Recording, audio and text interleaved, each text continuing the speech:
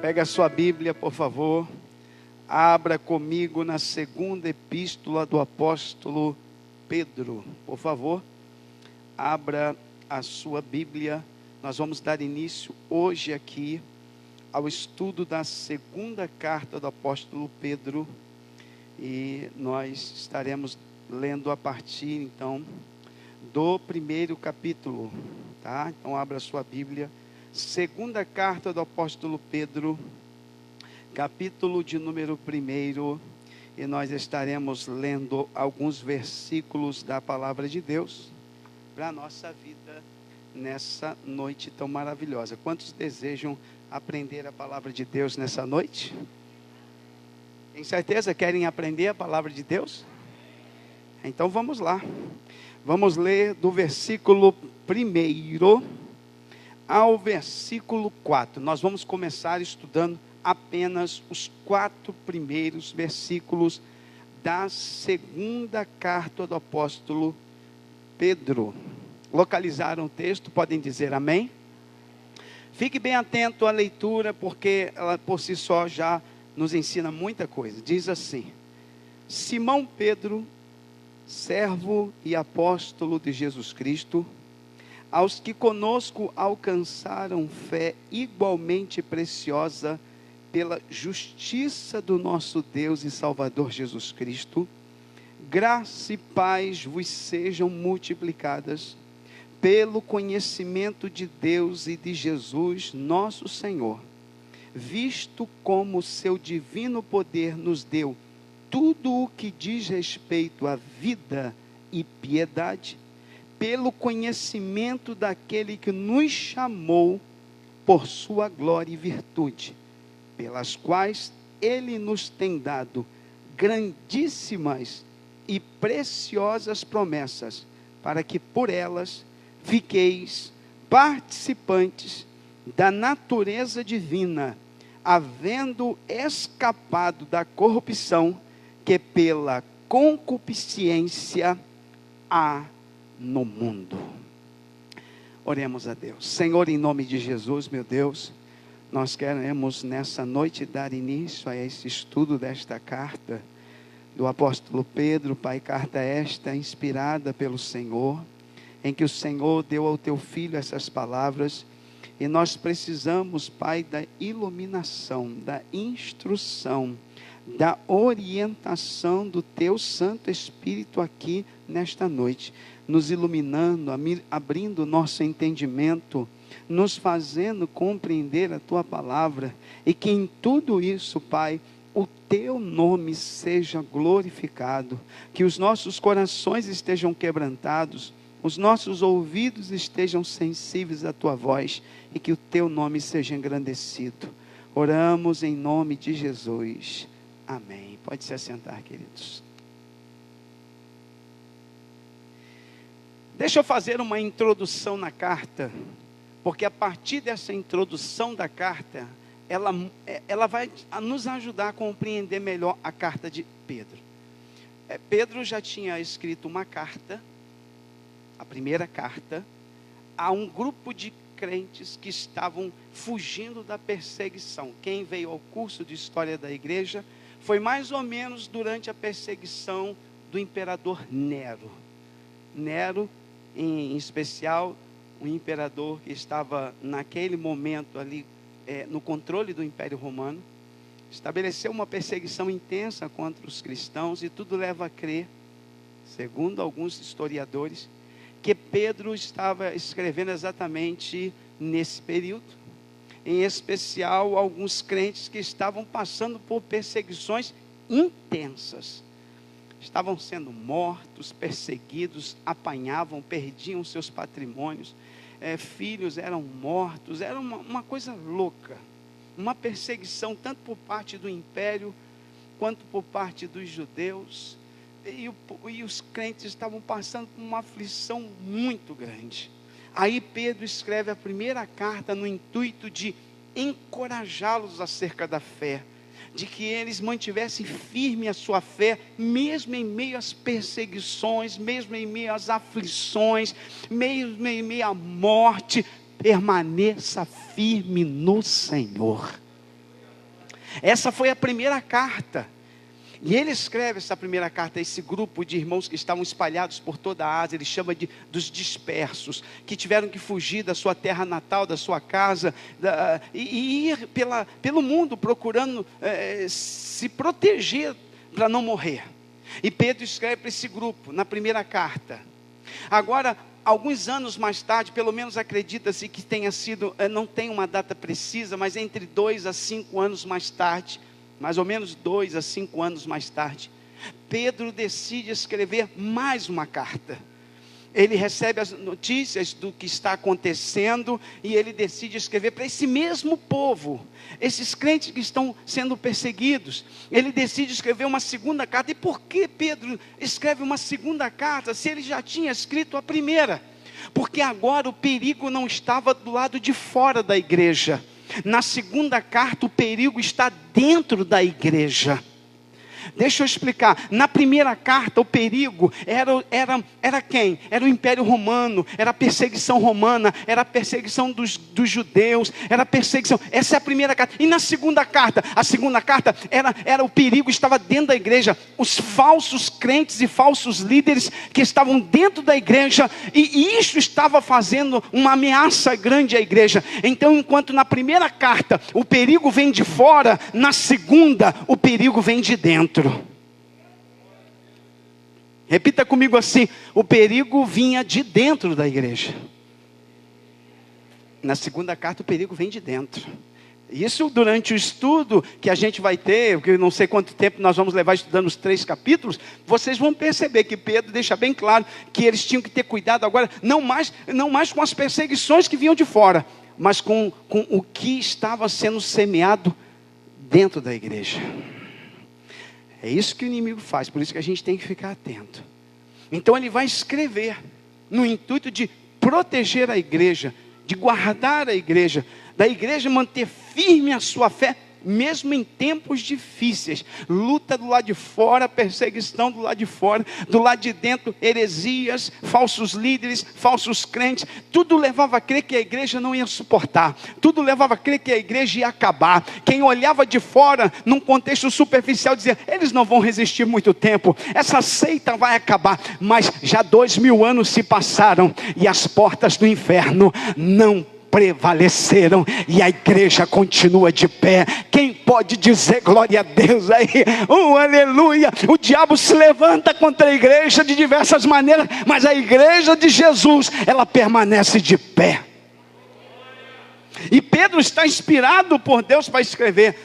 Deus, é o Espírito Santo que está orientando Pedro, em especial dizendo: escreve, Pedro, escreve mais uma carta, diga para eles terem cuidado, porque agora o perigo vem de dentro. Aí Pedro começa a escrever esta que é a segunda carta, e que nós vamos estudar a partir de hoje. É ele mesmo que escreve. Tudo leva a crer que ele não tem usado nenhum amanuense, como na primeira carta ele usou alguém para escrever. Na segunda é uma escrita mais simples. Então tudo leva a crer que o próprio Pedro, do seu próprio punho, tem escrito essa carta. E ele se apresenta como Simão Pedro.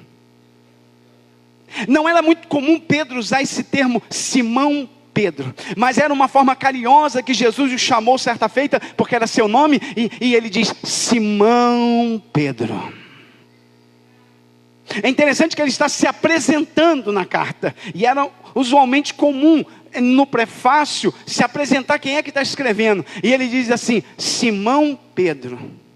E ele diz assim: servo e apóstolo de Jesus Cristo. Quem está escrevendo? Simão. Quem é Simão? Servo e apóstolo. Preste bem atenção. Cada detalhe da Bíblia. Ele não diz apóstolo e servo. Ele diz servo e apóstolo. Porque antes do ministério vem a condição servil. O que mais importa para Deus não é o meu cargo eclesiástico, mas é se eu sou servo ou serva de Deus. Quem está me entendendo, diga glória a Deus aí. Porque antes de ser pastor, antes de ser diácono, antes de ser presbítero, antes de ser apóstolo, antes de ser profeta, antes de ser profetisa, antes de ser qualquer coisa, nós temos que ser servo de Deus. Oh, aleluia, tem alguém entendendo o que eu estou dizendo aqui? Diga glória a Deus. Por isso que servo vem em primeiro lugar, porque ei, antes de qualquer coisa, fulano canta bem, prega bem, mas tem que saber se é servo. Tem muita gente que canta bem, mas não é servo, prega bem, mas não é servo, é pastor, mas não é servo, é presbítero, mas não é servo, é diácono, mas não é servo. Antes de ser qualquer coisa, nós precisamos ser servos. Mais importante que qualquer cargo dentro da igreja é ser reconhecido no céu como servo de Deus. Quem entende isso, diga glória a Deus. Quando o rei lançou Daniel na cova e foi lá ver se Daniel estava vivo, sabe como é que o rei se reportou a Daniel? Daniel, servo do Deus Altíssimo. Eu já estou sentindo a graça de Deus. Se tem alguém sentindo, vai comigo dando glória a Deus aí.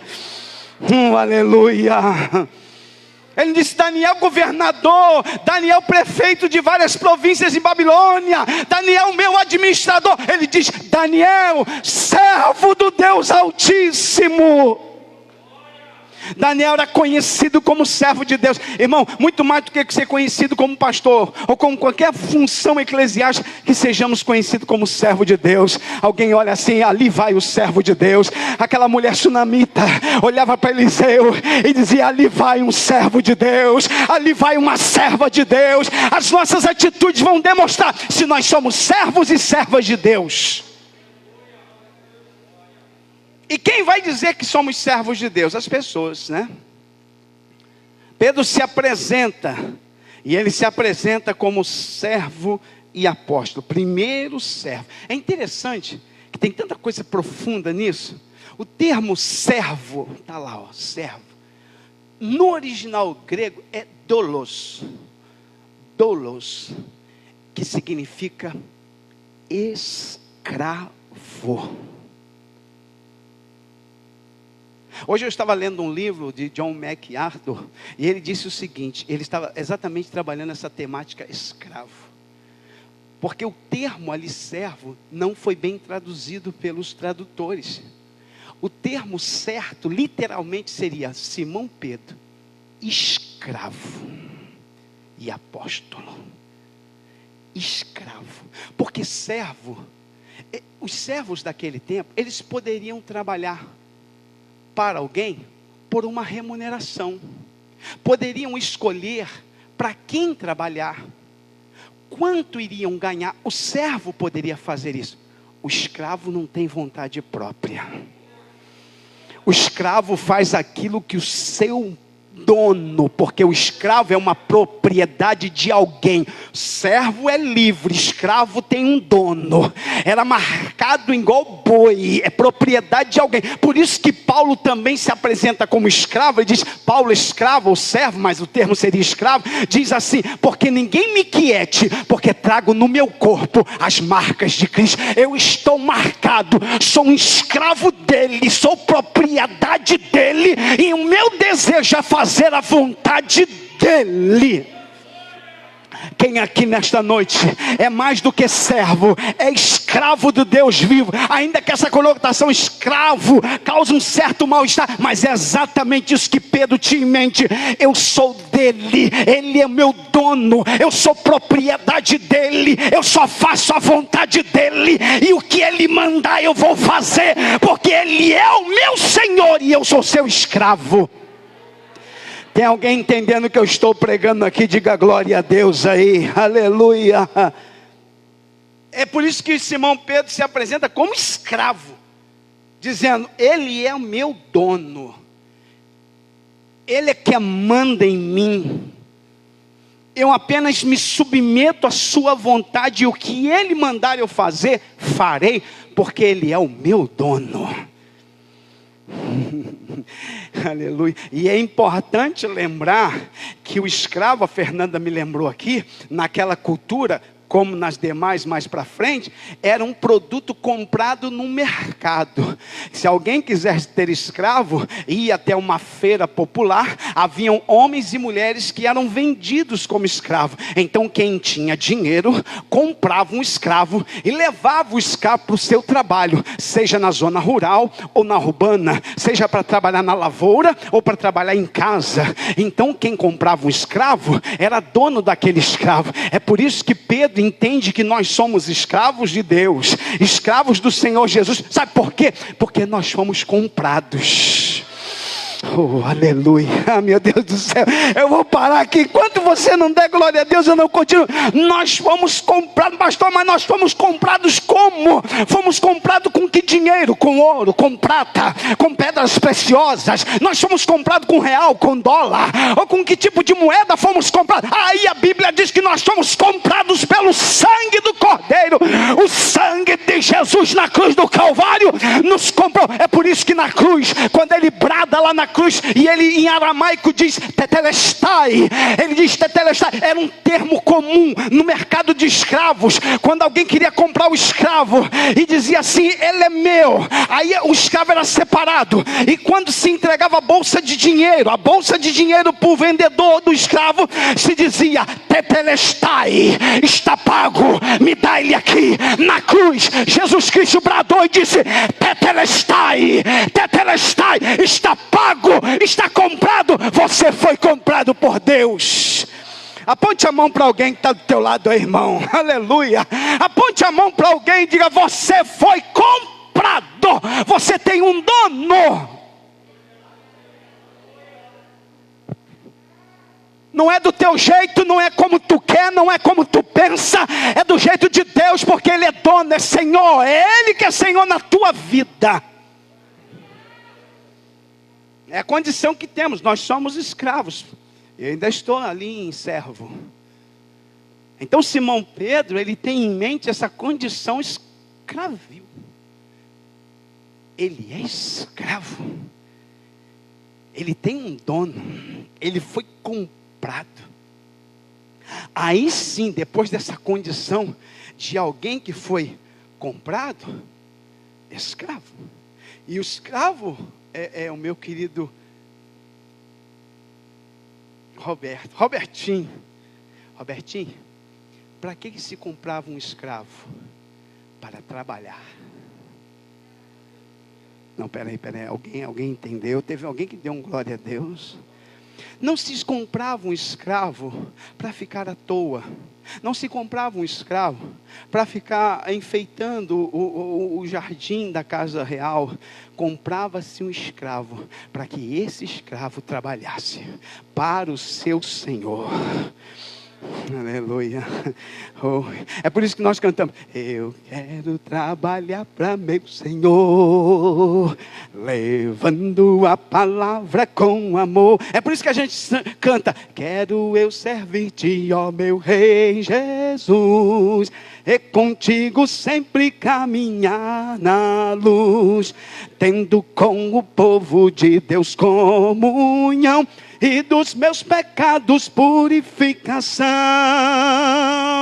Sim, ó meu Senhor. É por isso que a gente canta isso. Sabe por quê? Porque nós somos comprados, nós somos escravos dele. E agora, porque eu sou escravo, eu vou trabalhar para ele, e vou trabalhar com alegria, vou trabalhar com prazer, naquilo que ele me colocar para fazer. Eu não posso fazer o que eu quero fazer. É por isso que às vezes dá conflito, porque pessoas querem fazer o que acham que podem fazer, querem fazer o que querem fazer. Ei, é o Senhor que escolhe o que nós vamos fazer, é Ele que vai nos dar a habilidade, é Ele que vai nos comissionar, é Ele que vai nos direcionar o que nós devemos fazer. E quando a gente faz o que o Senhor quer, dá tudo certo. Aleluia. Não vai ter confusão, não vai ter contenda, não vai ter briga, não vai ter divisão, porque eu estou fazendo o que Ele quer que eu faça. Quem está me entendendo, diga glória a Deus aí, aleluia. Quem é escravo vai fazer a vontade do seu Senhor. O que tu queres que eu faça, Senhor? Para que o Senhor me comprou? É para fazer isso, então farei.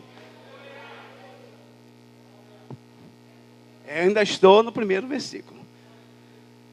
Simão Pedro, servo, escravo. E apenas escravo? Não. Aí ele mostra a sua posição eclesiástica. apóstolo. Apóstolo nós estudamos na escola dominical, que seria quem? Um missionário, um enviado, aquele que é enviado em nome de alguém. Então Pedro se apresenta primeiro como escravo, como servo, e apóstolo de Jesus Cristo. Aí ele está dizendo assim, aos que, acompanhe comigo por favor, aos que, ele está escrevendo aos que conosco alcançaram fé igualmente preciosa. Olha o que ele vai dizer, aos que alcançaram fé preciosa. Pedro está dizendo assim, eu não sou melhor do que vocês. A fé que eu alcancei em Deus, vocês também alcançaram. Aos que aqui cai a doutrina papal de que Pedro era papa. Pedro está dizendo assim, aos que conosco alcançaram fé igualmente preciosa. A mesma fé que Deus deu a Pedro, deu a mim, deu a você, Elielza. Você pode até não entender muito bem, mas a mesma fé Deus deu. Esta fé está em você, está na Fernanda, esta fé está no Eliseu, está no presbítero Denilson, na irmã Fernanda, está em ti que aceitou Jesus. A mesma fé. Eles não têm uma fé melhor do que a nossa, mais especial do que a nossa, mais poderosa do que a nossa. Não. Deus deu a fé para nós, deu a fé para eles, e Deus quer que essa fé esteja viva dentro de nós, porque Ele diz que a fé é preciosa. Se tem uma coisa que o crente tem precioso, não é seu carro, não é a casa que ele mora, não é o contra-cheque, não é a conta bancária. Se nós temos algo precioso, é a fé que uma vez foi dada aos santos, a fé que Deus manda nós batalharmos por ela todo dia. E se tem algo que a gente tem que lutar para não perder a fé, tem um monte de gente perdendo a fé. O diabo quer que a gente perca a fé, mas Deus está dizendo, guarda a fé porque é preciosa, mantenha a fé porque é preciosa. Quem está me entendendo o que eu estou dizendo aqui? É por isso que todo dia nós precisamos conservar a fé. Como eu conservo a fé, pastor? Orando, consagrando a minha vida ao Senhor, fugindo da aparência do mal, fugindo do pecado, fugindo do mal, andando na presença. Eu venho para a igreja, isso fortalece. Hoje a minha fé está sendo fortalecida aqui na igreja, e a tua também. Quando a gente vem na igreja, quando a gente ora, quando a gente jejua, quando a gente lê palavra, quando a gente medita na palavra, quando a gente canta louvor, quando a gente ouve louvor, quando a gente ouve uma boa pregação, isso vai alavancando a nossa fé, vai fortalecendo a nossa fé.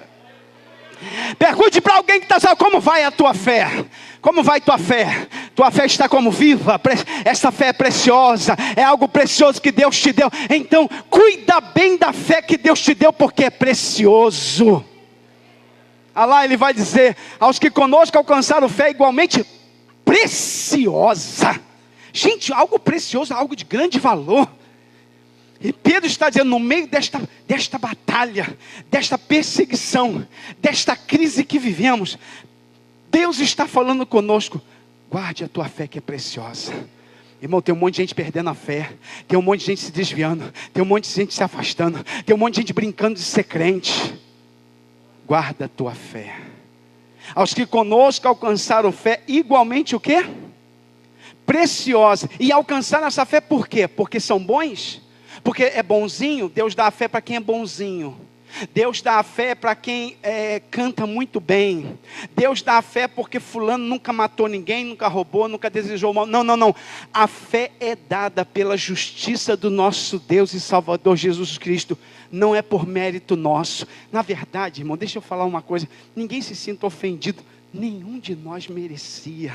Nós não merecíamos ser salvos. Nós não merecíamos ser perdoados. Nós não merecíamos ter o nome escrito no livro da vida. Nós não merecíamos ter o Santo Espírito dentro de nós. Nós somos miseráveis. A Bíblia chega a dizer no Antigo Testamento que a nossa justiça é como um trapo de imundícia diante de Deus. Ei, irmão, nada do que a gente faça pode nos dar merecimento. Não, nós só somos salvos pela graça de Deus. Graça, favor e imerecido, nada do que a gente faça pôde nos dar salvação. A salvação veio pelo amor de Deus. O amor e a misericórdia de Deus nos alcançou, nos abraçou, nos tirou do lamaçal do pecado. Nós não merecíamos, mas pela justiça de Deus, que enviou Jesus ao mundo para morrer por nossos pecados, a justiça foi cumprida em Cristo, e eu fui absolvido do pecado. A dívida que era para mim pagar, Jesus pagou na cruz. A conta que era para eu pagar, Jesus pagou. A minha vida que era para ser entregue pelos meus pecados, Jesus entregou por mim. E hoje eu sou liberto, hoje eu sou salvo. Por quê? Porque o Senhor fez isso na minha e na tua vida. Quem pode dar glória a Deus aí? É muita ingratidão não dar glória a Deus, é muita ingratidão não louvar a Deus, é muita ingratidão não dizer: Deus, muito obrigado.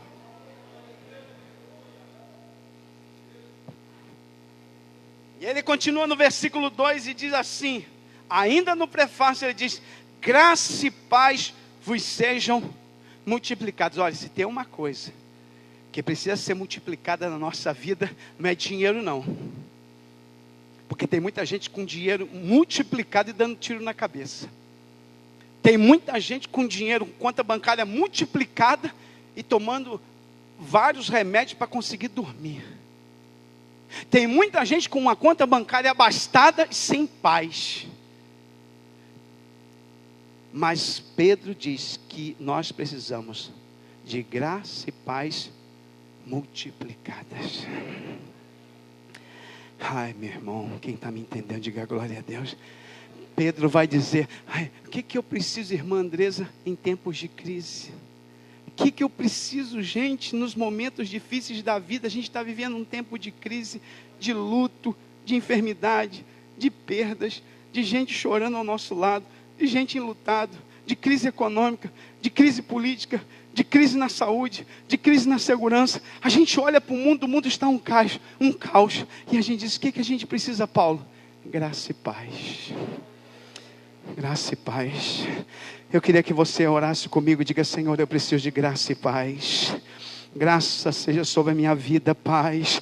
Ai, irmão, o que eu preciso de graça? Paulo estava aflito, angustiado. Paulo estava num momento difícil.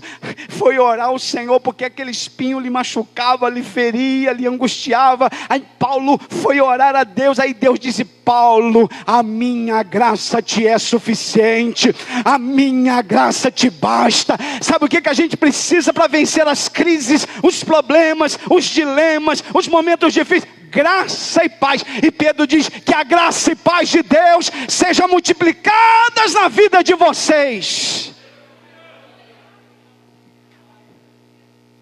Mas existe um meio pelo qual a graça e a paz é multiplicada em nossa vida. Deixa eu perguntar aqui: quem deseja ser cheio desta graça e desta paz de Deus? Quem aqui? Quem aqui? Pedro vai dizer: tem um meio para ser cheio dessa graça e paz, pelo conhecimento de Deus e de Jesus, nosso Senhor. Deixa eu explicar para você o que Pedro está dizendo. Só tem um meio, Paulo Vitor, de ser cheio da graça e paz, é através do conhecimento de Deus e de Jesus. Conhecimento aí é muito mais do que ter a Bíblia na mente. Conhecimento aí é intimidade. Oh, aleluia. Oh, aleluia. Só tem um jeito de ter cheio de paz em meio à crise. Como? Eu tenho que estar pertinho dele, o mais próximo possível.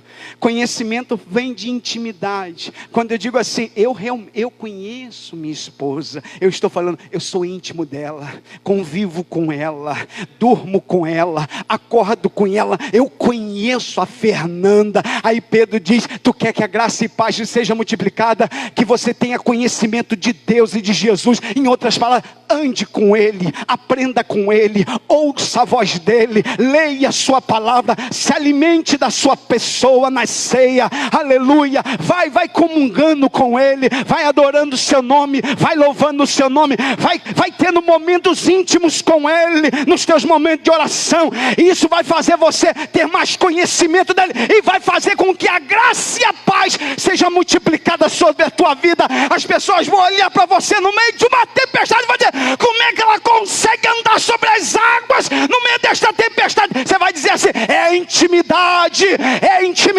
com Deus, me faz andar sobre as águas. Oh, aleluia, tem alguém entendendo o que eu estou dizendo aqui?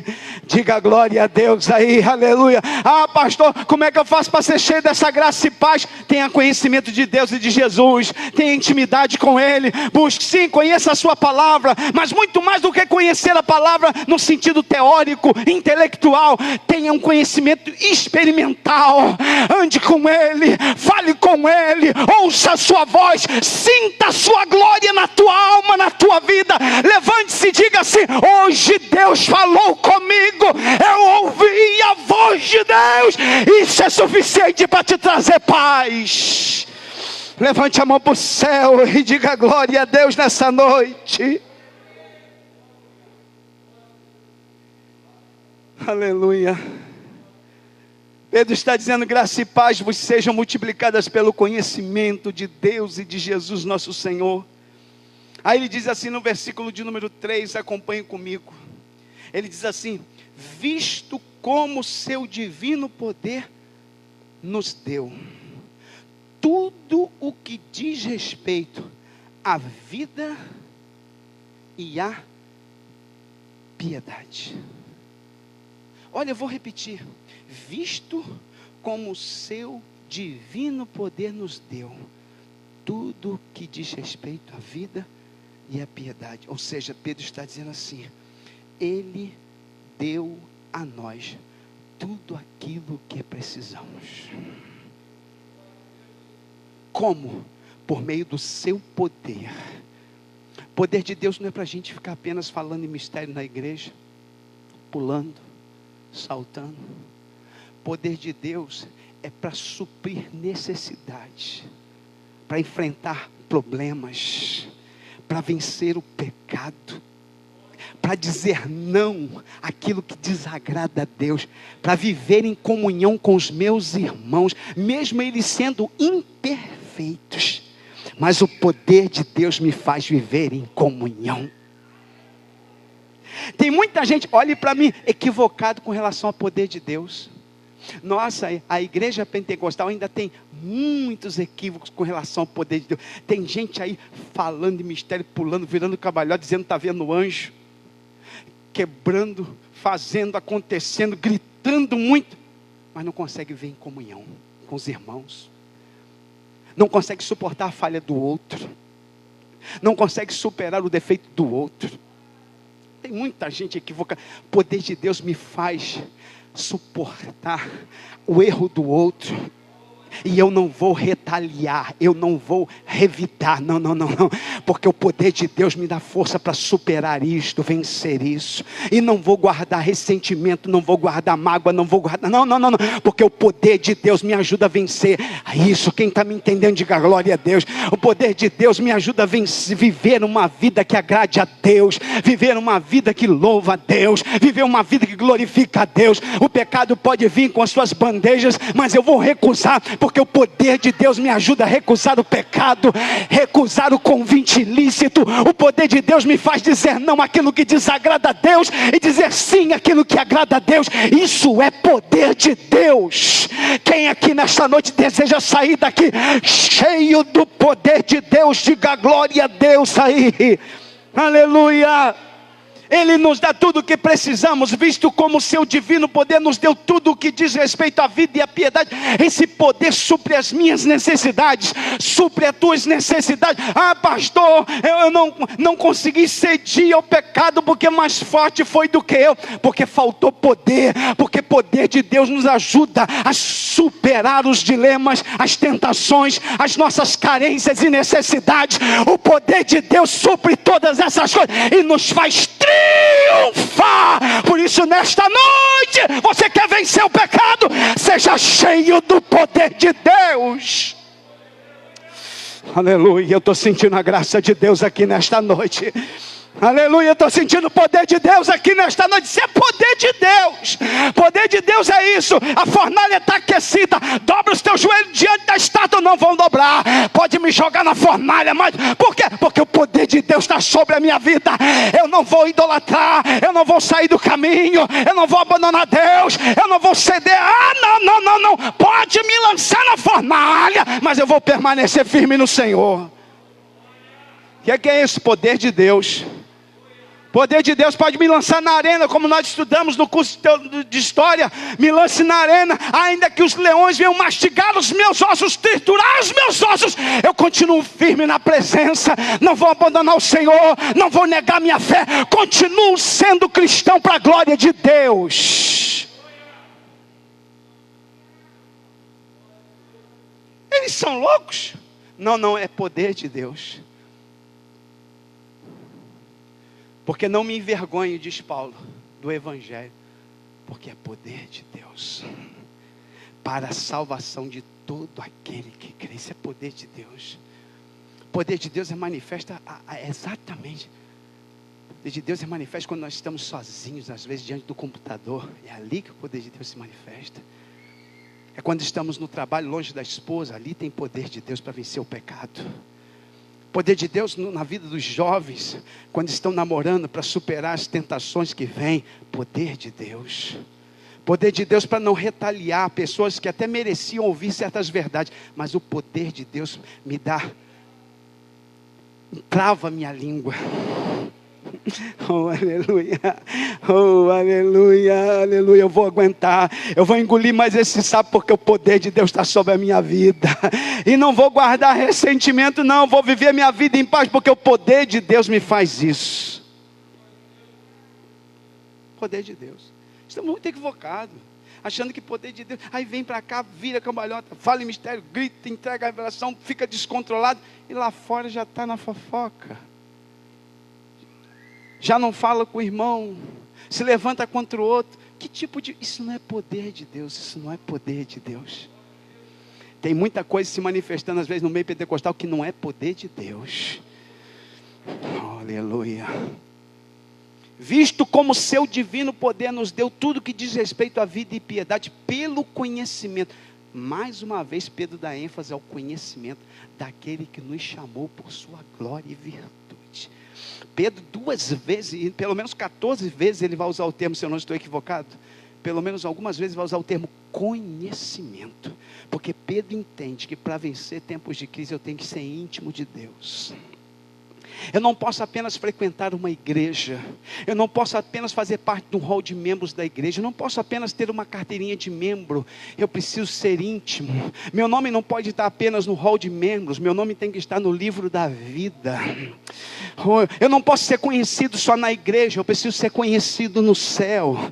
Oh, aleluia, tem alguém me entendendo o que eu estou dizendo aqui? Diga glória a Deus. É isso que Pedro está dizendo, conhecimento é isso, é intimidade, é conhecer Deus, não apenas superficialmente, mas ir mais além, me aprofundar mais. Eu quero conhecer mais desse Deus, quero me aprofundar mais, quero saber mais dele, quero ser mais íntimo dele, eu quero buscá-lo com mais intensidade, a minha alma nela de conhecer mais profundo este Deus. Lembro-me quando jovem novo convertido, que trabalhava no hospital lá em Teresópolis, e tinha um outro hospital sendo construído, e como um louco subia eu para a laje, para o último piso lá em cima, no horário do almoço, e deitava lá para descansar do almoço, longe de tudo e de todos. Eu olhava para o céu e as lágrimas corriam do rosto, e eu dizia: Deus, eu quero te conhecer melhor. Deus, eu quero te conhecer melhor. Eu ainda te conheço tão pouco, se revela a mim de maneira mais poderosa. Quem está me entendendo, diga glória a Deus aí. Alguém aqui já sentiu isso na alma? Diga glória a Deus. Eu não quero viver na superficialidade. Eu não quero ser um crente que conheça a Deus superficialmente. Eu quero ser íntimo de Deus. Eu sei que Deus quer isso para mim e eu também quero. é sair da superficialidade. Eu não quero ser apenas um membro de igreja. Eu não quero ser crente porque mamãe é crente, porque vovó é crente. Eu não quero me batizar porque todo mundo tem que se batizar. Eu quero ter uma experiência com Deus. Eu quero ser íntimo dEle. Quero conhecer Ele no profundo. E Ele está convidando pessoas para... Vem mais profundo, vem mais profundo, vem mais profundo, vem mais profundo. Deixa as águas cobrir teu tornozelo, cobrir teus joelhos. Vem mais, vem mais, vem mais, vem mais. Tem alguém ouvindo o que eu estou pregando aqui?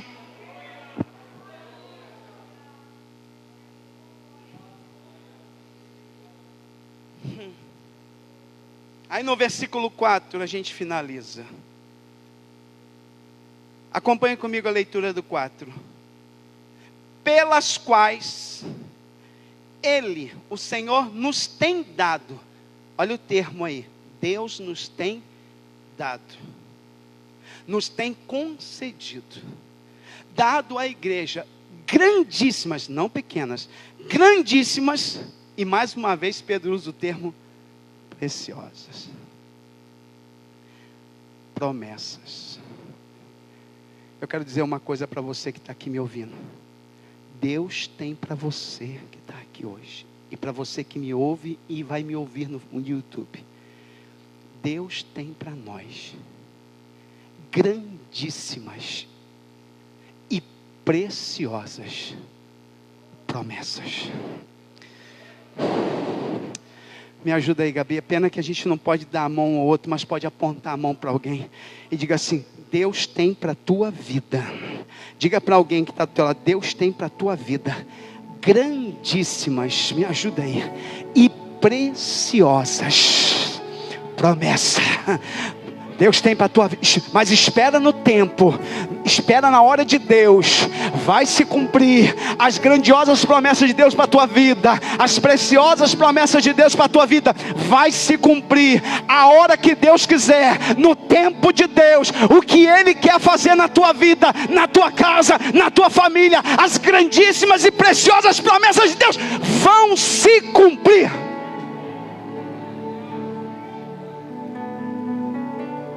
Deus não tem coisa pequena para a sua igreja, Deus tem coisas grandes. Está me ouvindo você que está aqui hoje, meu querido jovem que veio? Deus tem para você grandíssimas e preciosas promessas. É coisa grande que Deus quer fazer na tua vida. Deus tem coisas grandes para o seu povo. As promessas de Deus para nós são grandes, mas só experimenta quem é realmente dele. Vai experimentar grandíssimas e preciosas promessas. E aonde estão essas promessas, Eliseu? Estão aqui neste livro. Estão aqui nesse livro. Eu vou repetir, estão aqui neste livro. As grandiosas promessas de Deus, as grandíssimas promessas de Deus e preciosas promessas estão aqui neste livro, e é para a tua vida.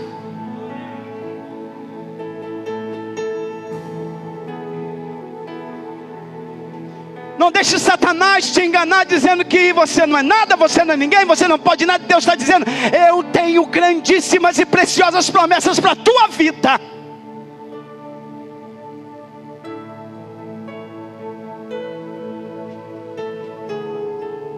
E para isso, o texto diz, obrigado Gabriela, o texto diz: para quê?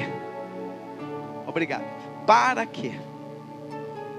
Por elas, por meio, Fernanda, dessas grandiosas ou grandíssimas e preciosas promessas, nós venhamos ser participantes da natureza divina. Pare aqui. Eu não entendi bem o que Pedro quis dizer. O que é, pastor? Ele está dizendo que por causa das promessas grandíssimas e preciosas, por meio destas promessas, Deus faz com que nós venhamos ser participantes da natureza divina. Deixa eu explicar isso para vocês. Quando a gente tem filhos, eles herdam de nós a nossa natureza. O nosso DNA está sobre eles. Você vai olhar para o filho de alguém e ele vai ter traços do pai ou traços da mãe, seja no aspecto físico ou até mesmo no aspecto comportamental. Alguém vai olhar e vai dizer: nossa, mas como parece com o pai? O jeito, como parece com a mãe? Alguém vai olhar para o pezinho e vai dizer, é o pé do pai. São os olhos da mãe. O nariz é bem parecido com o pai. Nós herdamos dos nossos pais natureza. Pedro está dizendo que quando a gente aceita Jesus, a gente nasce de novo. Oh, aleluia. Tem alguém já entendendo onde nós queremos chegar aqui nessa noite? E se eu nasci de novo e fui gerado agora não mais de semente corruptível, eu nasci do Espírito, e quem gerou esse nascimento foi o Espírito Santo, eu vou herdar do Pai a natureza divina. Não é que eu vou virar um Deus, não, é que você vai ver em quem nasceu de novo, traços da natureza do Pai. Ah, meu Deus, alguém pode dar glória a Deus? Eu não sei se alguém está entendendo o que eu estou, onde eu quero chegar. Aleluia. É isso. Preste bem atenção. Vamos pensar no mundo animal. Quando a gente pensa no mundo animal, quando a gente olha para a natureza animal, quando a gente pensa, a natureza ela determina os desejos da pessoa. A natureza dela vai determinar os desejos.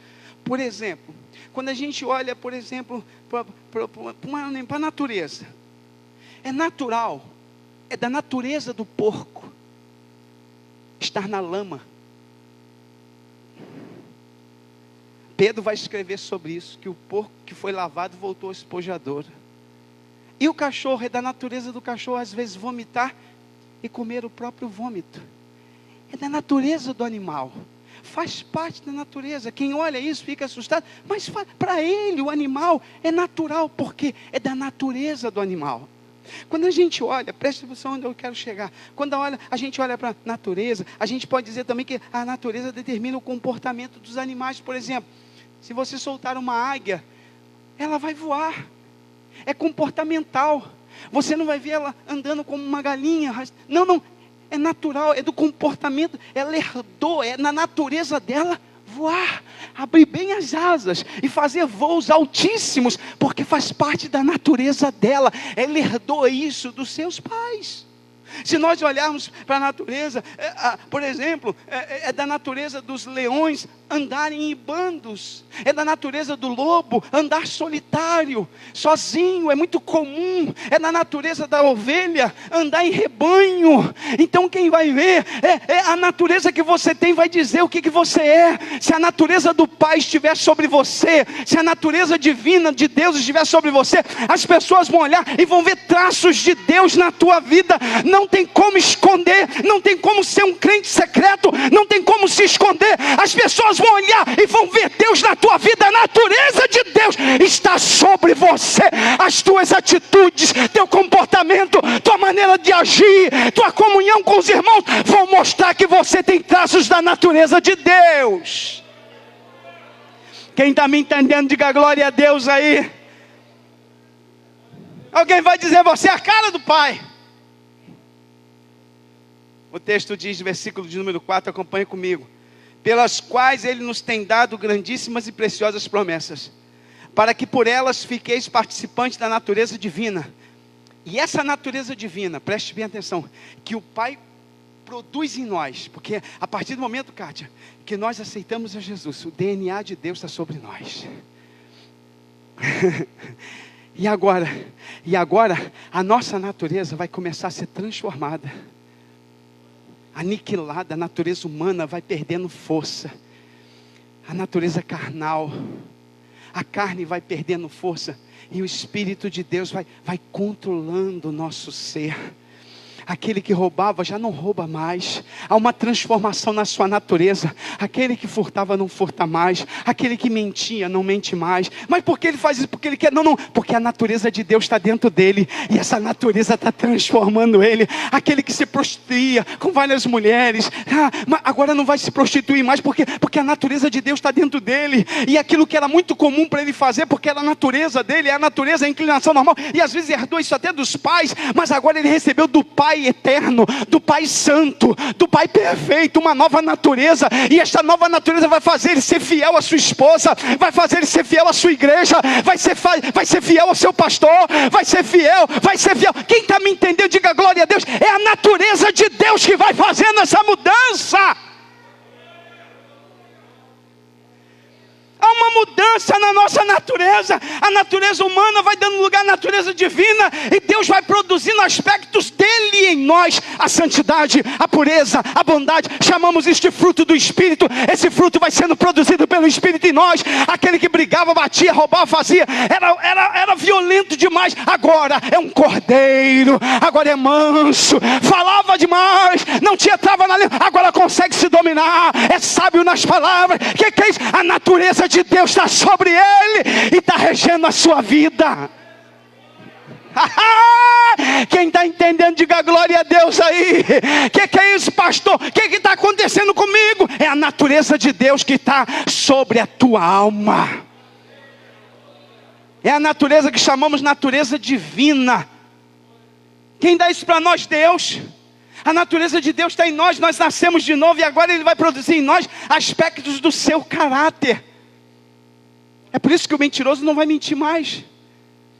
O que fazia fofoca não faz mais. O que roubava não vai roubar mais. E o que tinha sede de matar os outros, agora não mata mais. Por quê? Porque a natureza divina entrou dentro dele. E essa natureza está moldando agora o seu comportamento, o seu temperamento. E é esta natureza que vai nos dar capacidade de nos habilitar para nós escaparmos da corrupção que pela concupiscência há no mundo. O que vai fazer nós vencermos essa pecaminosidade que existe no mundo? O mundo vê o pecado como algo normal, natural. Mas aí nós recebemos de Deus a natureza de Deus. E a gente então vai para o mundo, porque a gente mora no mundo, a gente reside no mundo, nós estamos no mundo. E o que vai fazer a gente vencer as coisas desse mundo, o pecado deste mundo? A natureza de Deus que está em nós. Oh meu Deus, hoje eu quero sair cheio desta presença, desta natureza. É essa natureza que vai me fazer escapar da corrupção que há pela concupiscência no mundo, Fernanda. Eu agora posso ir trabalhar no meio de um monte de gente ímpia. Não se preocupe. A natureza divina que está sobre você não vai deixar você se corromper. Você vai ser diferente. Você vai ser santo no meio de um monte de gente imunda. Você vai fazer a diferença. Você vai ser luz. Ah, meu Deus do céu, o que é isso, pastor? É a natureza de Deus que faz isso. Pode estar um monte de gente à tua volta, lá no teu trabalho, na escola, na faculdade. Pastor, não dá para ser crente na faculdade. Quem disse isso? A natureza de Deus te capacita a ser crente lá na faculdade, inclusive ganhar alguns para Jesus. Faz você ser luz ali dentro da sala de aula. Tu não vai ser Maria, vai com as outras, porque a natureza de Deus está sobre a tua alma. Você vai ser diferente, Deus te chamou para isso. Ah, pastor, eu moro numa vizinhança, só graças a Deus a minha vizinhança é uma bagunçada, é uma baderna, é uma confusão. Mas você é crente, você tem uma natureza diferente da deles. Eles não têm a natureza que tu tem. Tu tem a natureza do Santo de Deus, tu tem a natureza do Espírito de Deus, tu tem a natureza de Jesus na tua alma. E você é diferente. Você não vai curtir as músicas que eles curtem, você não vai gostar das baladas que eles gostam, você não vai gostar das bebidas que eles bebem, porque a natureza de Deus está sobre você. Se é que a natureza de Deus está em você. Fique de pé, vamos orar. Começamos hoje a introdução, ainda estamos no prefácio. Melhor está por vir ainda para frente. Mas aqui nós já começamos a entender o que Pedro quer dizer. Ele diz assim: vocês nasceram de novo. E por vocês nascerem de novo, vocês vão vencer. Tanto os ataques de fora quanto os ataques de dentro, porque vocês têm a natureza de Deus. E essa natureza de Deus faz a gente superar as traições, decepções, as aflições, os momentos difíceis. Essa natureza.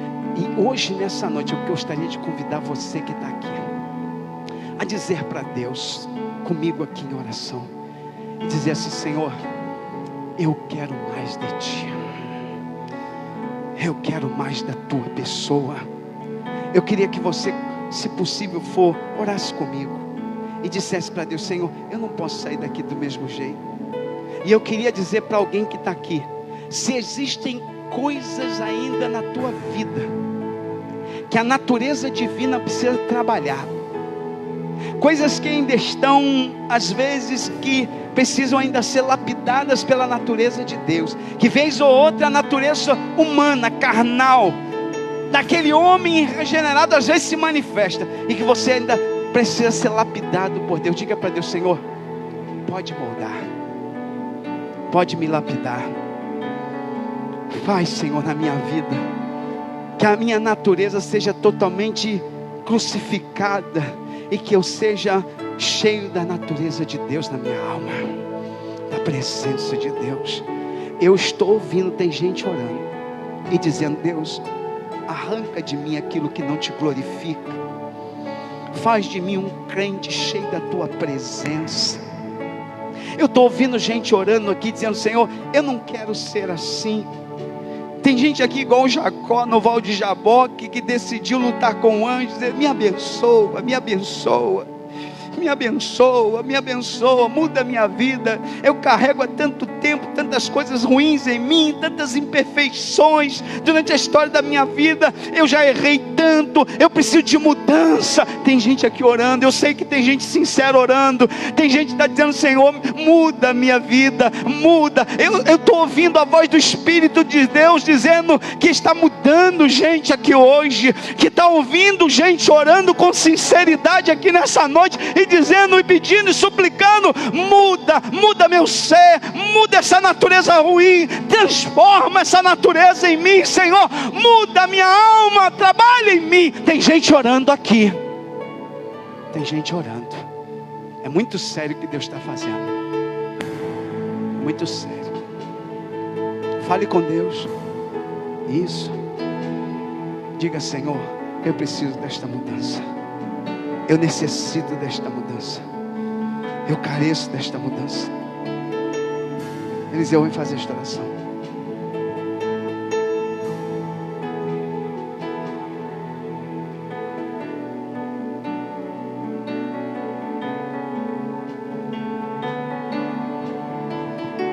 Senhor, nosso Deus e nosso Pai, nós queremos, ó Deus, te agradecer, meu Deus, pela tua palavra, Senhor, que foi, Senhor Deus, ministrada em nosso coração, meu Deus. Pai, nos concede, Senhor Deus, conhecer mais o Senhor cada dia, meu Deus. Meu Deus, saber a tua vontade sobre nossa vida, meu Deus amado. Nos guie, meu Deus amado, nos direciona, nos capacita cada dia, Senhor Deus, em nome de Jesus, meu Pai. Senhor Deus querido e santo, em nome de Jesus, agora, Senhor, pedimos que o Senhor venha nos despedir em paz, Senhor, em segurança, de volta para os nossos lares, Senhor. E que tenhamos, ó Deus querido, um restante de noite, um fim de semana abençoado na tua presença, meu Deus. E que, Senhor Deus, possamos ter mais oportunidades, Senhor, de sermos ministrados por Ti, Senhor. Pai, nós te agradecemos pela vida do Teu Filho, ó Pai, que com todo carinho e autoridade nos trouxe essa palavra, Senhor. Continua abençoando, derramando a Tua graça sobre a vida do Teu Filho, e que em tudo o Teu nome, Senhor, venha a ser glorificado e exaltado. Oramos, ó Deus, agradecidos no nome de Jesus. Amém. Quem pode aplaudir Jesus? Vamos aplaudir o Senhor, mas aplaudir com alegria, né?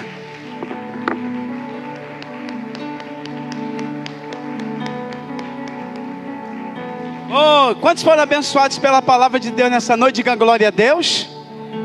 Terça-feira, permitindo Deus, a gente continua nosso estudo bíblico, e eu tenho certeza que vai ser de grande valia para todos os meus queridos irmãos. Estenda as tuas mãos. Que o grande amor de Deus, nosso eterno Pai, a graça de Jesus Cristo e a comunhão do Santo Espírito de Deus seja sobre toda a igreja que ama e que deseja a vinda do Senhor Jesus Cristo em glória. E todos digam: e a vitória é nossa, e operando o Senhor, Deus te abençoe, te leve em paz. Tenha uma noite muito abençoada em nome de Jesus.